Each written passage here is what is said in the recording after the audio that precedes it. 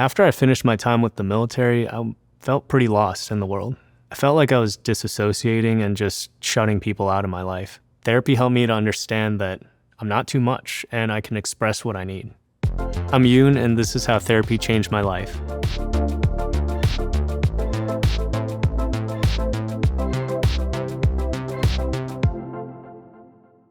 I grew up in an immigrant family, so we came from Japan, and I'm technically what's called Issei, or first generation. The thought of even approaching mental health or even talking about our emotions with my grandfather or my father, it's not even a topic that we would think of to even approach. They think it's just bullshit, to be honest. I always wanted to join the military ever since I was a young kid. Something that my dad did, my grandfather did. My grandfather served in the Korean War, and he was a fighter pilot, and he was a huge inspiration to me. He showed me that if you work hard and you really put your heart and soul into something, you can make things happen. Afterwards, he became an opera singer, and to this day, he's still one of the biggest inspirations to me. Growing up, I went to church on my own because I found a youth fellowship there. I think I still was looking for something that's more of a true brotherhood, and that's kind of why I enlisted into the military. I decided I just want to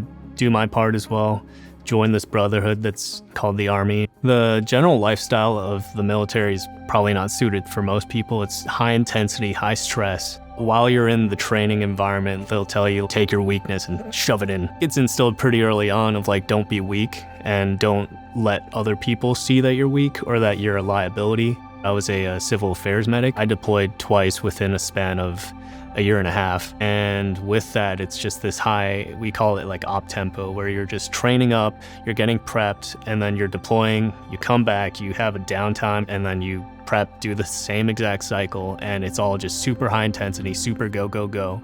When I was in the military, I genuinely had no idea of all the things that I was experiencing. I couldn't think, oh, that's depression, or oh, that's anxiety, or oh, that's my PTSD. Especially as a medic, what I'm going through isn't prioritized. What's prioritized is what other people are going through. And I think for a long time, that is something that I've kind of instilled into myself of I'm nervous, but I can't show that I'm nervous because that'll make the other person nervous. So I'm just gonna hold that in. When I got home afterwards, I couldn't process how exhausted I was, not just physically, but mentally. Everything just kind of hit me all at once. I just have to learn to really ease from military to civilian life. So you don't have to be hypervigilant anymore. You're not in an environment where someone's trying to invade your space. You can take a deep breath, just take it at your own pace. And I remember there was a day I was just so overwhelmed with everything that I had gone through.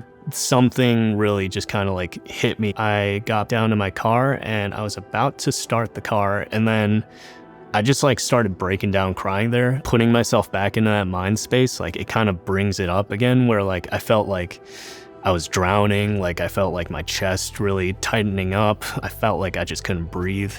I didn't think I had PTSD for the longest time.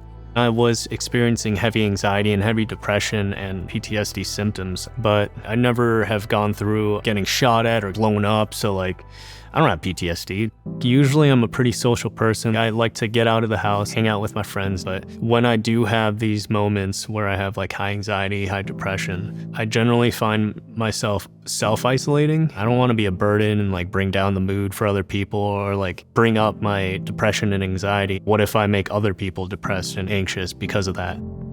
I was just in this weird headspace, and so I kind of decided, you know what, I can't just sit in this. I should probably do something about this. So I reached out, started therapy. When I started therapy, I actually started with a life coach at first. The difference between a therapist and a life coach is the life coach helped me to really hone in on the goals that I have. Because for some people, me included, just jumping into therapy felt like a pretty daunting task. As veterans, we're the type of people where we just try and figure things out on our own. With the therapist, it's been nice to have somebody I can talk to about specifically mental health. My therapist helped me to realize none of my friends would ever say, oh, you're a burden for complaining about the things that you're going through or the things you're feeling.